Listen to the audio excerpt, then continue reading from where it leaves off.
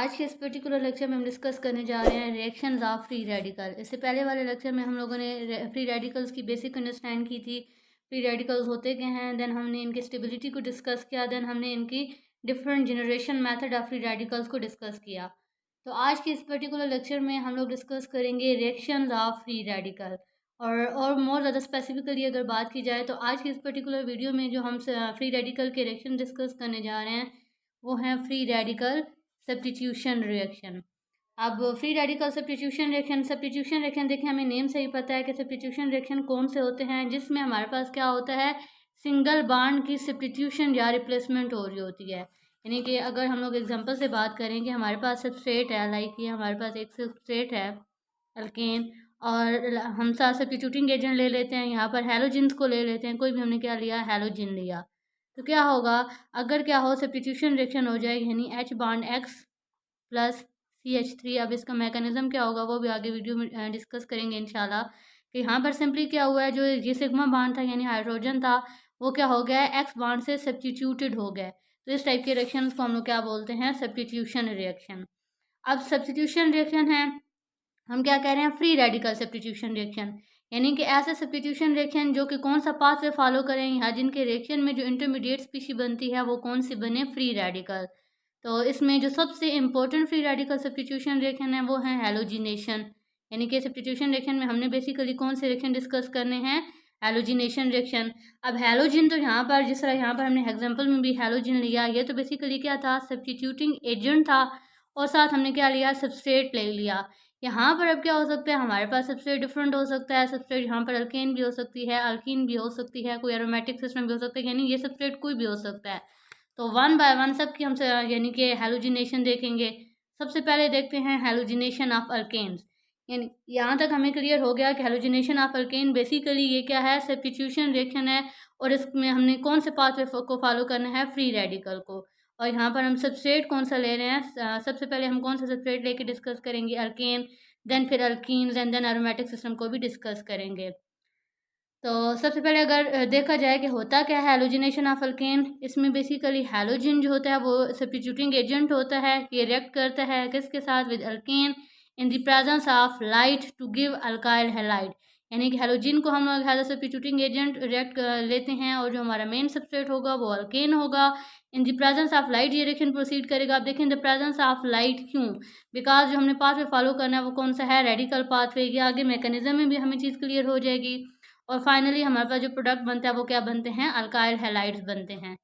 Secondly ये क्या कहता है कि जो हेलोजिनेशन रिएक्शंस होते हैं ये क्या होते हैं, चेन रिएक्शंस होते हैं, प्रोसीड वाया 3 स्टेप। यानी कि ये चेन रिएक्शन होते हैं। चेन रिएक्शन मीन कि इसमें हमारे पास स्टेप वाइज रिएक्शन की ग्रोथ हो रही होती है, और ये बेसिकली 3 स्टेप पे कंसिस्ट कर रहा होता है, इनिशिएशन, प्रोपोगेशन एंड टर्मिनेशन। तो अब चलते हैं वन बाय वन स्टेप्स देखते हैं कि क्या स्टेप है। पहला स्टेप होता है इनिशिएशन। इनिशिएशन देखें, नेम से ही समझ आ रही है कि जिससे क्या होगा, हमारा रिएक्शन इनिशिएट हो रहा होगा। तो और ज़्यादा मोर स्पेसिफिकली देखें, अब हमने फ्री रेडिकल पाथवे के अकॉर्डिंग सारी चीज़ डिस्कस करनी है। तो इनिशिएशन स्टेप में हमारे पास क्या होगा, जो सब्स्टिट्यूटिंग एजेंट था यानी कि जो हैलोजन था, उसको यहाँ पर लाइक एग्जांपल में हम लोगों ने क्लोरीन लिया है। इसकी जब हम लोग क्या करवाते हैं, फोटोलाइसिस करवाते हैं या थर्मोलाइसिस करवाते हैं, तो क्या होता है, इस बॉन्ड की होमोलिटिक क्लीवेज हो जाती है। जब होमोलिटिक क्लीवेज हो जाएगी तो हमारे पास क्या हो जाएंगे, रेडिकल जनरेट हो जाएंगे। यानी हम सिंपली इनिशिएशन रिएक्शन को कैसे डिफाइन कर सकते हैं कि ये वो प्रोसेस होता है जिसमें net increase in free radical. तो देखें यहाँ पर हमारे पास रिएक्टेंट साइड पे 0 रेडिकल है, जबकि प्रोडक्ट साइड पे 2 रेडिकल जनरेट हुए हैं, यानी कि net increase in free radical concentration हो रहा है। इस स्टेप को हम क्या बोलेंगे, इनिशिएशन स्टेप।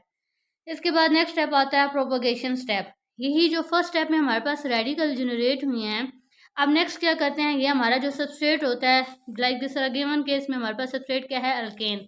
ये जाएंगे सबस्ट्रेट पे अटैक करेंगे। किस तरीके से, लाइक यहाँ पर हमने क्लोरीन का रेडिकल जनरेट हुआ, हमारा सबस्ट्रेट अगर यहाँ पर मीथेन है तो ये यहाँ पर कैसे अटैक करेगा, इस तरीके से अटैक करेगा कि यहाँ से क्या होगा, ये ये इस तरीके से इसकी क्लीवेज कर देगा, यानी ये बॉन्ड क्लीव कर जाएगा। हमारे पास यहाँ पर HCl रिलीज हो जाएगी, और साथ देखें अब क्या हो गया, मीथेन का रेडिकल जनरेट हो गया। अब ये जो रेडिकल जनरेट हुआ है, नेक्स्ट स्टेप में मजीद ये कैसे रिएक्शन प्रोसीड कर सकता है कि देखें सोल्यूशन में हमारे पास जस्ट एक क्लोरीन का मॉलिक्यूल तो नहीं था, और भी क्लोरीन के मॉलिक्यूल्स हैं। तो यही रेडिकल क्या कर सकता है, इस क्लोरीन के मॉलिक्यूल पे इस तरीके से अटैक करके क्लोरीन का रेडिकल जनरेट कर सकता है। यानी कि सिंपली हमें अगर कोई रिएक्शन हो, हमने उसमें आइडेंटिफाई करना हो कि ये प्रोपगेशन स्टेप हो रहा है, फ्री रेडिकल का प्रोपगेशन स्टेप हो रहा है, तो हम कैसे आइडेंटिफाई करते हैं, no net change in concentration of free radical. एक हम फर्स्ट वाले एग्जांपल में देखें तो यहाँ पर रिएक्टेंट में क्या है, एक रेडिकल है फ्री रेडिकल, और प्रोडक्ट में भी देखें एक फ्री रेडिकल है। सेम नेक्स्ट केस में देखें तो यहाँ पर भी एक रेडिकल है सबस्ट्रेट में, और प्रोडक्ट वाली साइड पे भी एक रेडिकल है। यानी कि नेट जो चेंज है वो कोई नेट चेंज हो ही नहीं रहा, no net change in concentration of free radical. जितने रिएक्टेंट की साइड पर रेडिकल्स हैं उतने ही क्या हैं, प्रोडक्ट की साइड पर रेडिकल्स हैं। ये जितने भी इतने ऐसे फर्दर स्टेप होते हैं, क्योंकि हमें पता है free radicals highly reactive species हैं, ये मज़ीद जाके स्टेबल स्पीशी को क्या करती रहती हैं, उस पर अटैक करती रहती हैं और मज़ीद रेडिकल जनरेट करती रहती हैं। तो ये स्टेप्स कौन से होते हैं, प्रोपगेशन स्टेप। अब अगर हम चाहते हैं कि हम क्या करें, इस रिएक्शन को टर्मिनेट कर दें या स्टॉप कर दें, तो उसके लिए क्या होता है, देखिए हमारे पास प्रोपगेशन स्टेप में कौन कौन से यहाँ पर रेडिकल जनरेट हुए हैं। हमारे पास एक ये रेडिकल जनरेट हुआ है और एक ये रेडिकल जनरेट हुआ है, ठीक है। अब अगर क्या होगा कि जो क्लोरीन के रेडिकल्स जनरेट हुए हैं ये आपस में रिएक्ट करके अगेन क्लोरीन बना दें, Cl2 की फॉर्म में आ जाएं, या क्या करें, क्लोरीन जो है मिथाइल रेडिकल के साथ रिएक्ट करके मिथाइल क्लोराइड या क्लोरोफॉर्म बना दे, या क्या करें कि ये जो मीथेन के रेडिकल्स हैं आपस में रिएक्ट करके एक अल्काइल चेन बना दें। तो ये क्या हो जाएगी हमारे पास, इस स्टेप को हम कहेंगे टर्मिनेशन स्टेप, जिसको हम आइडेंटिफाई कैसे कर सकते हैं, net decrease in concentration of free radical. यानी कि वो स्टेप्स जिनमें क्या हो रहा होता है, रेडिकल की कंसनट्रेशन डिक्रीज हो रही होती है, उन स्टेप्स को हम लोग बेसिकली क्या बोलते हैं, ये हमारे पास टर्मिनेशन स्टेप हैं। लाइक यहाँ पर अगर इस एग्जांपल में देखें तो हमारे रिएक्टेंट साइड पे 2 रेडिकल्स हैं, एक ये क्लोरीन का रेडिकल, एक ये क्लोरीन का रेडिकल, जबकि प्रोडक्ट साइड पे 0। इट मीन इसमें क्या हो रहा है, net decrease in concentration of free radical हो रहा है। सेम हम इस एग्जांपल से भी अंडरस्टैंड कर सकते हैं कि यहाँ पर हमारे पास 2 फ्री रेडिकल थे, जबकि यहाँ पर क्या है, 0 रेडिकल। तो इट्स मीन कि हमें यहाँ से ये भी आइडिया हो गया कि अगर कोई हमारे पास रेडिकल का रिएक्शन है, फ्री रेडिकल का, हमने आइडेंटिफाई करना है कि ये इनिशियल रिएक्शन है या ये प्रोपगेशन रिएक्शन है या ये टर्मिनेशन रिएक्शन है, तो हम कैसे आइडेंटिफाई कर सकते हैं, bye counting the net amount of free radical. अगर क्या हो रहा होगा, नेट अमाउंट में इंक्रीज हो रहा होगा तो वो इनिशिएशन होगी, कोई चेंज नहीं आ रहा होगा तो इट्स मीन वो प्रोपगेशन के स्टेप्स हो रहे हैं, और अगर नेट डिक्रीज आ रहा होगा तो हम कहेंगे कि यहाँ पर अब क्या स्टार्ट हो चुकी है, टर्मिनेशन। तो ये थोड़ा जनरल रिएक्शन था जिसमें हमने मैकेनिज्म डिस्कस किया हैलोजिनेशन ऑफ अल्केन्स की। नेक्स्ट अब हम जो टॉपिक डिस्कस करने जा रहे हैं, इसी का मतलब इसी में अभी हम लोग हैलोजिनेशन ऑफ अल्केन में देखेंगे सिलेक्टिविटी। सिलेक्टिविटी कि हमारे पास क्या होता है, सम टाइम ऐसा, ये भी आगे नेक्स्ट एग्जांपल से हमें और ज़्यादा चीज़ क्लियर होगी कि हमारे पास मोर देन 1 प्रोडक्ट बनने के चांसेस होते हैं जब हमारे पास ये फ्री रेडिकल के थ्रू हैलोजिनेशन का प्रोसेस हो रहा होता है। इसमें क्या कहता है कि सिलेक्टिविटी बेसिकली 3 फैक्टर्स पे डिपेंड करती है। ये डिपेंड करती है reactivity of R bond H system, reactivity of halogen radicals and stability of free radical intermediate. अब इन फैक्टर्स पे कैसे डिपेंड करती है ये आगे एग्जांपल में इनको डिस्कस करते हैं। तो सबसे पहले डिस्कस कर लेते हैं क्लोरीनेशन। हमने क्या लिया, हमने सबस्ट्रेट लिया एन प्रोपेन, और इसकी क्लोरीनेशन हम करने जा रहे हैं, यानी कि हम इसमें क्लोरीन का मॉलिक्यूल ऐड करना चाहते हैं। अब हम क्योंकि सिलेक्टिविटी डिस्कस करना चाहते हैं तो हम क्या करेंगे, specifically just 1 mole of chlorine लेंगे। कंडीशंस वही देंगे कि लाइट या फिर उसकी फोटोलाइसिस करवाएंगे या थर्मोलाइसिस। अब देखिए हमने क्या किया, कंडीशन क्या ली, 1 मोल ऑफ क्लोरीन लिया। अब हमारे पास है क्या सिस्टम में, कि हमने लिया सिस्टम में एन प्रोपेन। एन प्रोपेन में अगर हम देखें तो हमारे पास देखें है क्लोरीनेशन एग्जैक्टली जो अभी हमने स्टार्ट पे स्टेप देखे हैं कि initiation then propagation then termination, steps वही होते हैं। जस्ट क्या है कि यहाँ पर अब अगर हम देखें हमारे पास 2 तरह की कार्बन प्रेजेंट हैं। 2 तरह की कैसे, कि अगर ये वाली जो हम लोग देखें कार्बन, ये हमारे पास 1D कार्बन है, ये भी हमारे पास 1D कार्बन है, और ये हमारे पास 2D कार्बन है। ठीक हो गया, यानी कि 2 हमारे पास प्राइमरी कार्बन है जबकि एक हमारे पास क्या है, सेकेंडरी कार्बन है। ऑब्वियसली जब 2 तरह की कार्बन आ गई हैं तो हमारे पास क्या पॉसिबिलिटी है, अब क्लोरीन का मॉलिक्यूल तो एक ही है, इसके पास 2 चांसेस हैं। या तो ये क्या करे कि यहाँ से देखें सब्स्टिट्यूशन रिएक्शन हो रहा है ना, एक तो इसके पास ऑप्शन है कि ये इसके हाइड्रोजन को सब्स्टिट्यूट करे और हमारे पास 1 क्लोरोप्रोपेन दे। सेकंड इसके पास क्या पॉसिबिलिटी है कि ये हमारे पास क्या करे, ये जो 2D का हाइड्रोजन है इसको सब्स्टिट्यूट करे और हमारे पास 2 क्लोरो प्रोडक्ट दे। अब जब स्टडी की गई तो देखा गया तो जो 1 क्लोरोप्रोपेन आता है ये 45% आता है, जबकि जो 2 क्लोरोप्रोपेन आता है ये कितने परसेंट आता है, 55%। यही चीज़ क्या है, सेलेक्टिविटी है कि हमारे पास जब हम लोग कंट्रोल कंडीशन देते हैं तो हम देखते हैं कि कौन सा प्रोडक्ट ज़्यादा स्टेबल बन रहा है या ज़्यादा अमाउंट में बन रहा है। अब यहाँ पर क्वेश्चन अराइज होता है वाई, ये 45% क्यों बना और ये जो प्रोडक्ट हमारे पास आ रहा है ये 55% क्यों जनरेट हुआ। तो ये जो स्टार्टिंग में हमने कहा कि सिलेक्टिविटी इन फैक्टर्स पे डिपेंड करती है, ठीक है। तो अगर हम लोग देखें हमारा सबस्ट्रेट क्या था, एन प्रोपेन था। फर्स्ट वाला केस क्या पॉसिबल है कि यहाँ से हाइड्रोजन रेडिकल के फॉर्म में रिमूव हो और हमारे पास देखें ये जो रेडिकल जनरेट हुआ है, जिस कार्बन पे रेडिकल आया है, ये हमारे पास कौन सा रेडिकल है, 1d रेडिकल है, ठीक हो गया। और सेकंड केस में हमारे पास क्या पॉसिबिलिटी है, यानी कि इसी रिएक्शन को चले मैं यहाँ पर थोड़ा सा इसका मैकेनिज्म एक्सप्लेन कर भी देती हूँ कि CH2 है बॉन्ड CH2 और यहाँ पर अगर हम लोग हाइड्रोजन लगा दें, एक तो देखिए हमारे पास क्या होगी, कंडीशन होगी कि क्लोरीन का रेडिकल आए, ठीक है, क्लोरीन का रेडिकल आए, इस हाइड्रोजन पे अटैक करे और यहाँ से क्लोरीन का रेडिकल जनरेट करे, सॉरी कार्बन का रेडिकल जनरेट करे, CH3 bond CH2 bond CH2 radical, और ये जो हाइड्रोजन था ये इस HCl के साथ क्लोरीन के साथ रिएक्ट करके HCl के फॉर्म में रिलीज हो जाए, एक ये पॉसिबिलिटी है। और सेकंड क्या पॉसिबिलिटी है कि यहाँ से हाइड्रोजन रिमूव होने की बजाय जो यहाँ वाला हाइड्रोजन है यहाँ से हाइड्रोजन रिमूव हो, एग्जैक्टली सेम होगा, बस क्या होगा, अब रेडिकल 2d रेडिकल जनरेट होगा। यानी कि इस केस में हमारे पास जो इंटरमीडिएट स्पीशी बन रही है वो 1 डिग्री रेडिकल बन रहा है कार्बन, और इसमें हमारे पास कौन सा बन रहा है, 2 डिग्री, या फिर सेकेंडरी हमारे पास फ्री रेडिकल जनरेट हो रही है। और अगर हम लोग स्टेबिलिटी के पॉइंट ऑफ व्यू से देखें तो जो ये हमारे पास इंटरमीडिएट स्पीशी बनी है ये ज़्यादा स्टेबल है। क्यों स्टेबल है, बिकॉज हमने कल भी ये डिस्कस किया था कि जो फ्री रेडिकल क्या होते हैं वो क्या होते हैं, इलेक्ट्रॉन डेफिशिएंट स्पीशीज़ होते हैं, उन्हें इलेक्ट्रॉन ज़रूरत होता है। तो यहाँ पर हम देखें दोनों साइड पे साथ क्या अटैच है, इलेक्ट्रॉन डोनेटिंग ग्रुप अटैच है, यानी कि अल्काइल ग्रुप अटैच है, तो दो इसको क्या कर रहा होगा, स्टेबलाइज कर रहा होगा। जबकि इस केस में देखें तो सिर्फ एक साइड से अल्काइल ग्रुप अटैच है जिसको स्टेबलाइज कर रहा होगा। और यही चीज़ हमें पता है कि जितना हमारे पास क्या होता है, स्टेबल इंटरमीडिएट बनता है, इट्स मीन कि वो पाथवे क्या होता है, ज़्यादा प्रेफरेबल पाथवे होता है। तो दैट्स वाई हमारे पास जो क्या होता है 2 क्लोरोप्रोपीन बन रही होती है, ये क्या होती है, मोर प्रेफरेबल होती है, या फिर इसकी जो अमाउंट बनती है वो 55% बनती है, जबकि हमारे पास 1 क्लोरोप्रोपेन की अमाउंट 45% बनती है। यानी सिंपल सी रीज़न क्या है कि जो इंटरमीडिएट बन रहा था वो इस केस में हमारे पास 2 क्लोरोप्रोपेन के केस में ज़्यादा स्टेबल है। बाकी भी फैक्टर्स के अकॉर्डिंग हम इसको डिस्क्राइब कर सकते हैं। रेक्टिविटी ऑफ हैलोजन रेडिकल, इस फैक्टर को हम यहाँ डिस्कस नहीं कर सकते बिकॉज दोनों केस में हमने रेडिकल तो सेम लिया। पीछे चीज़ है reactivity of R bond H system. तो देखें एक केस में हम लोगों ने क्या कहा कि हमारे पास जो है हाइड्रोजन है वो कौन सा है, ये वाला हाइड्रोजन है CH2 बॉन्ड CH3, यानी कि प्राइमरी हाइड्रोजन है। जबकि दूसरे केस में हमने क्या लिया कि अटैक हमारे पास इस हाइड्रोजन पे हो जो कि क्या है, सेकेंडरी हाइड्रोजन है। तो इन दोनों को अगर हम लोग कंपेयर करें तो हमारा जो प्राइमरी हाइड्रोजन होता है वो ज़्यादा स्टेबल होता है, बिकॉज जब हम इस पर अटैक होगा तो वही बात जो हम लोगों ने अभी देखा, इसके के रिजल्ट में जो हमारे पास रेडिकल जनरेट हो रहा होगा वो कौन सा होगा, 1d रेडिकल, जो कि अनस्टेबल होता है। और इसके कंपैरेटिवली अगर हम लोग यहाँ पर बात देखें तो जब यहाँ से ये बॉन्ड ब्रेक होगा, ये जो रेडिकल जनरेट होगा 2d रेडिकल, यानी कि ये पाथवे क्या है, ज़्यादा फेवरेबल पाथवे है। दैट्स वाई हम कहते हैं कि हमारे पास इसमें कौन सा जो 2 क्लोरोप्रोपेन होती है इसके बनने के चांसेस ज़्यादा होते हैं।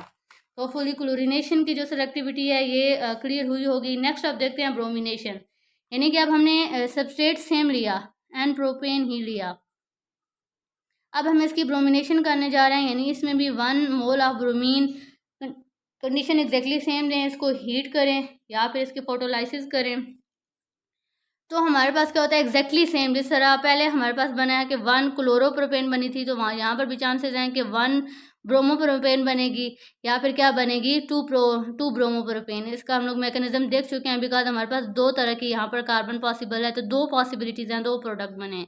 लेकिन यहाँ पर इंटरेस्टिंग फैक्टर ये आ गया है कि यहाँ पर जो 1 ब्रोमोप्रोपेन है इसके बनने के चांसेस कितने हैं, जस्ट 1%, और जो 2 ब्रोमोप्रोपेन है इसके बनने के चांसेस हैं 99%। यानी कि इसको अगर हम लोग क्लोरीनेशन से कंपेयर करें तो यहाँ पर हमारे पास प्रोडक्ट 45 एंड 55% की रेशियो से आ रहा था, यानी रिड्यूस सेलेक्टिविटी थी लेकिन इतनी ज़्यादा नहीं थी। यहाँ पर देखें तो क्या हो गया है, हम क्या कह सकते हैं कि जो ब्रोमिनेशन हो गया वो हाईली रिड्यूस सेलेक्टिव हो गई है। इसमें अब सेलेक्टिविटी और ज़्यादा आ गया है, यानी कि 99% हमारे पास चांस है कि जो ज़्यादा स्टेबल प्रोडक्ट आ रहा था वो बनेगा, और 1% चांस है कि हमारे पास 1 ब्रोमोप्रोपेन बनेगी। अब इसकी बिहाइंड की रीज़न देखते हैं कि क्यों हमारे पास जो ब्रोमिनेशन है ये हाईली सिलेक्टिव है। तो जब भी मतलब इस तरह से हमें स्टेबिलिटी को डिस्कस करना होता है तो हम बेसिकली क्या देखते हैं, रिएक्शन का मैकेनिज्म देखते हैं, और मैकेनिज्म में भी उस पाथ को देखते हैं या उस स्टेप को देखते हैं जो रेट डिटर्मिनिंग स्टेप होता है। और हम ब्रोमिनेशन को डिस्कस कर रहे हैं, हमें पता है कि ब्रोमिनेशन 3 स्टेप में होगी, इसकी इनिशिएशन होगी, प्रोपोगेशन होगी एंड टर्मिनेशन। उनमें से भी जो होता है इनिशिएशन क्या होती है, प्रोपोगेशन क्या होती है, टर्मिनेशन क्या होती है, ये बिल्कुल स्टार्ट पे हम डिस्कस कर चुके हैं। इन तीनों स्टेप में से भी जो प्रोपोगेशन स्टेप होता है, यानी कि जिसमें जो रेडिकल जनरेट हो चुका होगा ब्रोमीन का, वो सबस्ट्रेट पे जाके अटैक करेगा, वो स्टेप क्या होता है, रेट डिटर्मिनिंग स्टेप होता है। तो अब इस की बिहाइंड की केमिस्ट्री को अंडरस्टैंड करने के लिए कि why bromination is highly reduce selective, हम क्या करेंगे, इनके प्रोपोगेशन स्टेप्स को स्टडी करेंगे और कंपैरेटिव स्टडी करेंगे, यानी कि क्लोरीन के मॉलिक्यूल के साथ कंपेयर करके स्टडी करेंगे कि क्यों वहाँ पर रिड्यूस सिलेक्टिविटी कम थी और जो ब्रोमिनेशन है यहाँ पर रिड्यूस सिलेक्टिविटी हाई क्यों है। तो इसके लिए हम लोगों ने क्या किया, कौन से स्टेप्स हम लोगों ने लिए, जस्ट ब्रोमिनेशन प्रोपोगेशन स्टेप लिए। प्रोपोगेशन स्टेप मीन कि जिसमें हमारे पास क्लोरीन का रेडिकल जनरेट हो चुका हो गया, ये आएगा सबस्ट्रेट पे आके अटैक करेगा, ये वही सबस्ट्रेट है एन प्रोपेन। हमने देखें अभी स्टार्ट में हमने देखा कि दो तरह की पॉसिबिलिटीज़ हैं, या तो ये क्या करता है 2D का बनाएगा, 2D रेडिकल जनरेट करता है, या क्या करता है 1D रेडिकल जनरेट करता है। यानी कि यहाँ तो क्या पॉसिबिलिटी है कि जो यहाँ पर हाइड्रोजन है, ठीक है, ये क्लोरीन जाए इस हाइड्रोजन पे इस तरह अटैक करे और ये बॉन्ड यहाँ से एक इलेक्ट्रॉन इधर शिफ्ट हो, इस तरीके से रेडिकल जनरेट हो और साथ HCl की फॉर्म में रिलीज हो जाए। सिमिलरली क्या पॉसिबिलिटी है कि क्लोरीन जहाँ से हाइड्रोजन पर अटैक करे HCl की फॉर्म में रिलीज हो और 1 डिग्री रेडिकल जनरेट करे। ठीक हो गया। नेक्स्ट सेम ब्रोमिनेशन के केस में अगर हम लोग ब्रोमिनेशन का प्रोपोगेशन स्टेप स्टडी करेंगे ब्रोमिनेशन का, तो सेम स्टेप होगा कि प्रोपोगेशन स्टेप में ब्रोमीन का रेडिकल आएगा, या तो वो 2D रेडिकल जनरेट करेगा या वो 1D रेडिकल जनरेट करेगा। अब डिफरेंस कहाँ पे आ रहा होगा, देखें यहाँ पर हमें ये बात हम लोग ऑलरेडी अंडरस्टैंड कर चुके हैं कि जो 2D रेडिकल है ये क्या होगा, ज़्यादा स्टेबल होगा, यानी ये वाला रेडिकल ज़्यादा स्टेबल होगा। दैट्स वाई 2 क्लोरोप्रोपेन जो थी उसके बनने की रेशो ज़्यादा आ रही थी हैज़ कम्पेयर टू 1 क्लोरोप्रोपेन, यानी कि ये रेडिकल लेस स्टेबल है, ये इंटरमीडिएट लेस स्टेबल है, जबकि ये क्या है, ज़्यादा स्टेबल है। साथ क्या रिलीज हो रहा है हमारे पास सिस्टम में HCl हाइड्रोक्लोरिक एसिड। ठीक है, अब क्या होता है कि यहाँ पर जो HCl रिलीज और होता है ये एक्सोथर्मिक प्रोसेस है, बिकॉज जो HCl है ये क्या है, एक स्टेबल प्रोडक्ट है। लेकिन इसी को जब हम लोग कंपेयर करते हैं ब्रोमिनेशन से, तो यहाँ तक की तो केमिस्ट्री सेम है कि यहाँ पर क्या है, ये जो इंटरमीडिएट बन रहा है, जो 2D इंटरमीडिएट बन रहा है या जो 2D फ्री रेडिकल जनरेट हो रहा है, सेकेंडरी जो हमारे पास रेडिकल जनरेट हो रहा है, ये ज़्यादा स्टेबल है, बिल्कुल एग्जैक्टली जिस तरह से क्लोरीनेशन का केस था। यहाँ पर अब डिफरेंस कहाँ पर आता है, इस केस में डिफरेंस आता है कि वहाँ पर रिलीज हो रही थी हाइड्रोजन क्लोराइड, जबकि यहाँ पर रिलीज हो रही है हाइड्रोजन ब्रोमाइड। और जो हाइड्रोजन ब्रोमाइड है has compare to hydrogen chloride एक लेस स्टेबल प्रोडक्ट है। इट्स मीन कि जो हमारे पास ये क्लोरीनेशन का स्टेप होता है ये क्या होता है, एक्सोथर्मिक, क्योंकि यहाँ पर हमारे पास प्रोडक्ट कौन सा बन रहा है, स्टेबल।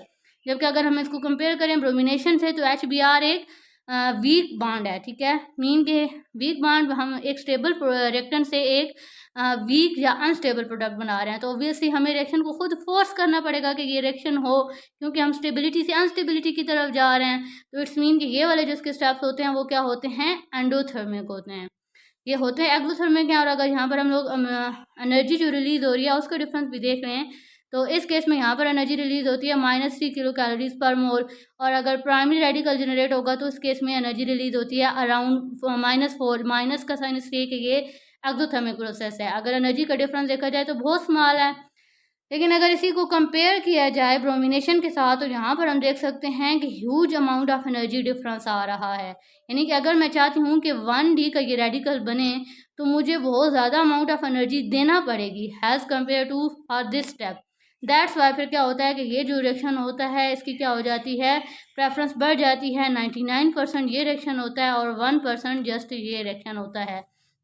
इसी को हम लोग थ्योरी के फॉर्म में कैसे कह सकते हैं the greater the difference between the activation energy the higher the reduce selectivity, कि जितना ज़्यादा यहाँ पर हमारे पास अमाउंट ऑफ एनर्जी में डिफरेंस आता है उतना ज़्यादा रिड्यूस सेलेक्टिविटी होती है। The difference in activation energy is greater for bromination. ये अभी हम लोग अंडरस्टैंड भी कर चुके हैं कि ब्रोमिनेशन के लिए क्या है, जो अमाउंट ऑफ एनर्जी का डिफरेंस है वो ग्रेटर है as compare to chlorination. Because इसके बिहाइंड मेन की क्या है, because the propagation step is exothermic for chlorination. ये भी अभी हम अंडरस्टैंड कर चुके हैं। ये एक्सोथर्मिक क्यों है, बिकॉज HCl हमारे पास एक स्टेबल प्रोडक्ट है। एंड एंडोथर्मिक फॉर ब्रोमिनेशन, यानी कि ये जो स्टेप हो रहा है प्रोपोगेशन स्टेप, ये एंडोथर्मिक है फॉर ब्रोमिनेशन। हमें इस प्रोसेस को करने के लिए हीट देना पड़ती है। ये भी हम इसकी केमिस्ट्री भी अंडरस्टैंड कर चुके हैं, वो यहाँ पर मेंशन भी है कि ऐसा क्यों होता है, क्यों क्लोरिनेशन एक्सोथर्मिक है। बिकॉज उसमें जो हमारे पास प्रोडक्ट आ रहा है HCl, उसको वो अगर हम देखें तो वो हैज़ कम्पेयर टू ब्रोमिनेशन वो क्या होता है, HCl जो बॉन्ड बन रहा होता है, this is because chlorination form a strong HCl and bromination forms a much weaker HBr। यानी कि ये जो हमारे पास यहाँ पर HBr, इसकी देखें अमाउंट ऑफ एनर्जी भी यहाँ पर मेंशन है कि HBr जो बन रहा है वो वीक बन रहा है। तो एक स्टेबल रिएक्टेंट से वीक प्रोडक्ट बनाने के लिए हमेशा प्रोसेस क्या होता है, एंडोथर्मिक होता है, हमें सिस्टम को हीट देने पड़ती है। तो होपफुली ये रीज़न भी क्लियर हुई होगी कि हमारे पास अगर हम लोग सिलेक्टिविटी में देखें तो ब्रोमिनेशन हाईली रिड्यूस सिलेक्टिव होती है as compare to chlorination. Next अब आ जाते हैं फ्लोरिनेशन की तरफ। फ्लोरिनेशन मीन कि अब हम लोग क्या कर रहे हैं, फ्लोरीन का रेडिकल ले रहे हैं। तो देखिए अभी हम लोगों ने एक बात कर चुके हैं कि हमने जब भी सिलेक्टिविटी को डिस्कस करना होता है तो प्रोपगेशन स्टेप के अकॉर्डिंग डिस्कस करते हैं। इट्स मीन कि अब यहाँ पर क्लोरीन के रेडिकल के बजाय हमने कौन सा रेडिकल लेना है, फ्लोरीन का रेडिकल। और कल हम लोगों ने स्टेबलाइजिंग फैक्टर में देखा था कि फ्लोरीन का रेडिकल क्या होगा, हाईली रिएक्टिव होगा। बिकॉज फ्लोरीन एक हाईली इलेक्ट्रोनेगेटिव स्पीशी है, नेगेटिव स्पीशी क्या होगी, या इलेक्ट्रॉन डेफिशिएंट। तो दैट्स वाई वो जैसे ही हम लोग फ्लोरीन का मीन रेडिकल जनरेट करेंगे वो फ़ौरन से प्रेफर करेगा कि वो सबस्ट्रेट पे अटैक करे। सेकेंडली क्या है कि उस यानी कि इसको हम लोग अगर यहाँ पर देखें, अब हमने सबस्ट्रेट सेम लिया और लेकिन अब यहाँ पर हम लोगों ने रेडिकल कौन सा लिया, फ्लोरीन का रेडिकल लिया, ठीक हो गया। तो अब भी दो ही चांसेस हैं कि यहाँ तो क्या करे, यहाँ पर हमारे पास ये अटैक करे, यानी कि इधर रेडिकल जनरेट करे प्लस HF की फॉर्म में रिलीज हो। सेकेंडली क्या पॉसिबिलिटी है कि ये जो फ्लोरीन है अगर यहाँ से रिमूव करे, हाइड्रोजन रिमूव करे, यानी यहाँ पर रेडिकल जनरेट करे। अब इस केस में क्या हो रहा है, एक तो ये क्या है कि हाईली रिएक्टिव है, हमें पता है ये रेडिकल, क्योंकि जो फ्री रेडिकल होता है इलेक्ट्रॉन डेफिशिएंट होता है, highly electronegative atom electron deficient हो चुका है। इट्स मीन कि ये हाईली रिएक्टिव होगा, इसकी प्रेफरेंस होगी कि फ़ौरन से जाके रिएक्शन करे। सेकेंडली जो यहाँ पर प्रोडक्ट आ रहा है हमारे पास HF, ये हाईली स्टेबल आ रहा है। तो इन दो फैक्टर्स के बेस पे हम लोग कहते हैं फिर क्या होता है, जो फ्लोरिनेशन होती है ये अनसिलेक्टिव हो जाती है। मीन कि इसमें 50-50% प्रोडक्ट आने के चांसेस होते हैं, ठीक हो गया। तो यही बात यहाँ पर मेंशन भी है कि फ्लोरिनेशन क्या होती है, अनसिलेक्टिव होती है, यानी 50-50% प्रोडक्ट आने के चांसेस होते हैं। और रीज़न मैं प्रोपोगेशन स्टेप के अकॉर्डिंग एक्सप्लेन कर चुकी हूँ। नेक्स्ट आती है हमारे पास आयोडीनेशन रिएक्शन, यानी कि अब हम लोग कौन सा रेडिकल लें, आयोडीन का रेडिकल लें। तो अगेन वही इसके प्रोपोगेशन स्टेप से देखेंगे कि हम लोगों ने रिएक्टेंट सेम लिया एन प्रोपीन, लेकिन अब यहाँ पर हम लोगों ने रेडिकल कौन सा लिया, आयोडीन का लिया। तो एक तो चांस है कि सेकेंडरी रेडिकल जनरेट करे और साथ HI यानी हाइड्रोजन आयोडाइड रिलीज हो। यहाँ इसके पास क्या ऑप्शन है कि इस हाइड्रोजन पर अटैक करके हमारे पास HI रिलीज हो, ठीक हो गया। तो इस केस में अगर हम देखें तो हमारा जो रेडिकल है वो क्या है, हमारे पास एक तरह से स्टेबल रेडिकल है। क्यों, बिकॉज जो आयोडीन है इसकी इलेक्ट्रोनेगेटिविटी लेस है। अगर क्लोरीन या ब्रोमीन से कंपेयर किया जाए, ये एक लेस इलेक्ट्रोनेगेटिव एटम है और इलेक्ट्रॉन डेफिशिएंट है, तो इट्स मीन इसकी रिएक्टिविटी इतनी हाई नहीं होगी। सेकेंडली अगर हम लोग यहाँ पर देखें जो हमारे पास प्रोडक्ट बन रहा है ये क्या है, हमारे पास एक हाईली अनस्टेबल प्रोडक्ट बन रहा है। अगेन वही बात आगे जो ब्रोमिनेशन में हमने अभी डिस्कस किया है कि एक स्टेबल प्रोडक्ट से जब हम अनस्टेबल प्रोडक्ट की तरफ जा रहे हैं, यानी कि ये प्रोसेस क्या हो जाएगा, एंडोथर्मिक होगा। यानी अब हम एक ऐसा प्रोसेस करने जा रहे हैं जिसमें हमारे पास जो रिएक्टेंट जो हमारा रिएजेंट है वो भी क्या, उसकी रिएक्टिविटी भी कम है, सेकेंडली क्या है, ये प्रोसेस हमारे पास है भी क्या, एंडोथर्मिक है। तो इन दो रीजंस की बेस पे हम कहते हैं कि जो हमारे पास आयोडीनेशन होती है ये बहुत स्लो प्रोसेस होता है, ठीक है। दैट्स वाई जो आयोडीन है वो मोस्टली इस हैलोजिनेशन प्रोसेस को प्रेफर नहीं करता। तो होपफुली यहाँ तक with logic with reasons halogenation of alkanes clear हुई होगी। अब नेक्स्ट चलते हैं हैलोजिनेशन ऑफ अल्कीन्स की तरफ, यानी कि अभी है क्या हमारे पास सब्स्टिट्यूटिंग एजेंट क्या है, हैलोजन होगा, लेकिन अब सबस्ट्रेट हम क्या ले रहे हैं, अल्कीन ले रहे हैं, या इसी को इन अदर वर्ड्स हम कह सकते हैं अलाइलिक सब्स्टिट्यूशन। बिकॉज जो हमारा सबस्ट्रेट है वो क्या होता है, इसमें अलाइलिक होता है। अलाइलिक सबस्ट्रेट मीन कि हमारे पास अगर हम क्या कर, हमारा टारगेट कार्बन ये हो, तो वो कार्बन जो आगे डायरेक्टली अटैच होता है डबली बॉन्डेड कार्बन के साथ, इस टाइप के सिस्टम को हम लोग क्या बोलते हैं, अलाइलिक सिस्टम बोलते हैं। तो इस बेस पे हम कह सकते हैं कि ये हमारे पास सब्स्टिट्यूशन क्या कौन सी होगी, अलाइलिक सब्स्टिट्यूशन। यहाँ पे सिंपली हम कह सकते हैं कि ये क्या हो रही है, हेलोजिनेशन ऑफ अल्कीन हो रही है। तो अब इसकी केमिस्ट्री को अंडरस्टैंड करते हैं। लाइक यहाँ पर हम लोगों ने क्या लिया, रिएक्टेंट में क्या लिया, हम लोगों ने प्रोपीन ली। प्रोपीन की हम लोग क्या करवा रहे हैं, ब्रोमिनेशन, हेलोजिनेशन के तौर में। अब एग्जांपल के तौर पे हमने यहाँ पर ब्रोमीन ले लिया। अब देखें यहाँ पर हम लोगों ने क्या लिया, ब्रोमिनेशन हो रही है अल्कीन। हमें एक तो चीज़ पता है कि यहाँ पर इंतहाई रिएक्टिव साइड क्या है, डबल बॉन्ड है। तो ज़्यादा प्रेफरेबली चांस क्या है कि ब्रोमीन क्या करेगा, ये जो डबल बॉन्ड है इसमें एडिशन रिएक्शन शो करके हमारे पास विसिनल डायब्रोमाइड दे देगा। यानी कि एक्चुअली रिएक्शन होने के ये चांसेस हैं कि ये रिएक्शन हो। लेकिन अब अगर हम चाहें कि डबल बॉन्ड अटैक इसमें, यानी कि एडिशन रिएक्शन के बजाय ये कौन सा रिएक्शन दे, सब्स्टिट्यूशन रिएक्शन दे। यानी यहाँ पर जो हाइड्रोजन प्रेजेंट हैं उनमें से किसी भी हाइड्रोजन को ब्रोमीन सब्स्टिट्यूट करे और 3 ब्रोमोप्रोपीन दे, यानी हमारा डिज़ायर्ड प्रोडक्ट ये है। लेकिन इन एक्चुअली जो प्रोडक्ट बनता है, फेवरेबल जो पाथवे होता है वो ये पाथवे है, बिकॉज यहाँ पर ये रिएक्टिव साइड है। तो यानी कि अब कंडीशन कैसी बन चुकी है कि एक्चुअल प्रोडक्ट विसिनल डायब्रोमाइड आता है, लेकिन हमारा डिज़ायर्ड प्रोडक्ट है कि एडिशन प्रोडक्ट के बजाय सब्स्टिट्यूशन प्रोडक्ट आए, 3 ब्रोमोप्रोपीन बने। हम फिर अपना डिज़ायर्ड प्रोडक्ट कैसे ऑब्टेन कर सकते हैं, तो इसकी केमिस्ट्री को अंडरस्टैंड करते हैं कि कैसे हम अपना डिज़ायर्ड प्रोडक्ट ऑब्टेन कर सकते हैं। तो हम अपना डिज़ायर्ड प्रोडक्ट ऑब्टेन कर सकते हैं by controlling the reaction conditions.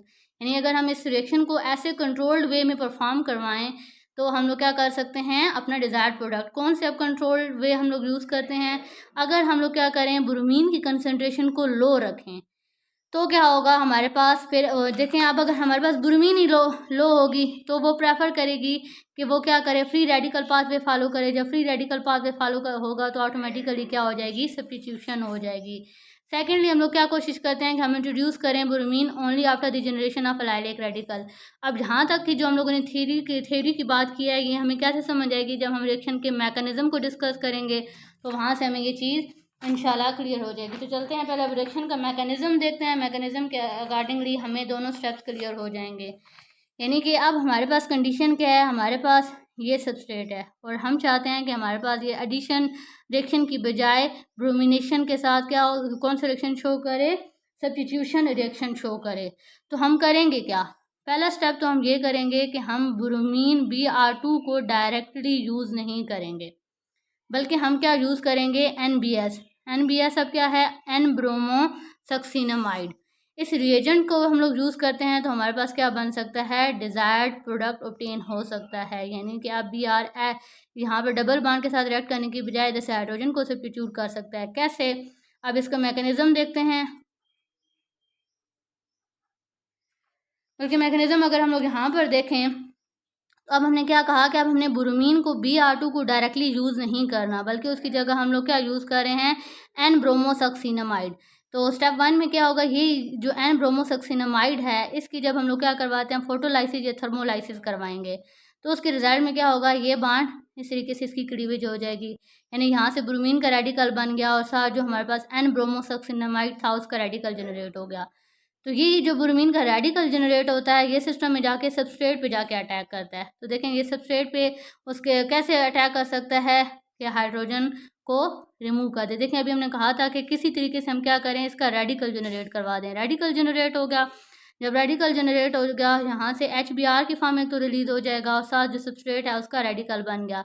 इसी की अगर हम लोग सबस्ट्रेट की कंजुगेटिव फॉर्म देखें तो ये देखें इस तरीके से पॉसिबिलिटी है कि यानी कि जस्ट इसी का रेजोनेटिंग स्ट्रक्चर दोनों हैं सेम ही, जैसे इस तरीके से रेजोनेंस पॉसिबल है। तो नेक्स्ट अब हम लोग क्या करते हैं, अभी भी हम लोग Br2 को डायरेक्टली यूज़ नहीं करेंगे। अब हमारे पास सिस्टम में क्या बन चुका है, HBr बन चुका है और हमने जो रिएजेंट लिया हुआ है NBS यानी कि एन ब्रोमोसक्सिनामाइड, ये दोनों रिएक्शन में मौजूद हैं। इन दोनों के बिटवीन रिएक्शन होगा नेक्स्ट स्टेप में, स्टेप 3 में। कैसे? यहाँ से जो एन ब्रोमोसक्सिनामाइड में ऑक्सीजन है ये यहाँ से प्रोटॉन को एक्सट्रैक्ट करेगा। जब प्रोटॉन एक्सट्रैक्ट करेगा इस पर पॉजिटिव चार्ज आएगा, यहाँ से जो बी आर है माइनस बी आर नेगेटिव की फॉर्म में रिलीज हो जाएगा। अब नेक्स्ट स्टेप में क्या होगा कि ये ही जो बी आर नेगेटिव है, यानी अब ये जो सबस्ट्रेट है इसने देखें यहाँ से प्रोटॉन को एक्सट्रैक्ट किया, स्पीशीज कुछ इस तरीके से बन गई, और यहाँ से जो बी आर नेगेटिव रिलीज हुआ था यही बी आर नेगेटिव इस ब्रोमीन पे अटैक करेगा और यहाँ से ये बॉन्ड इस नाइट्रोजन की तरफ शिफ्ट होगा। तो यहाँ पर देखें हमारे पास क्या जनरेट हो जाएगी, Br2। यही हमारा अब नेक्स्ट टारगेट था कि हम क्या बनाना चाह रहे थे, Br2। हमने डायरेक्टली इंट्रोड्यूस नहीं की रिएक्शन में ब्रोमीन, बल्कि हमने क्या की, एन ब्रोमोसक्सिनामाइड को यूज़ करते हुए ब्रोमीन प्रोड्यूस की।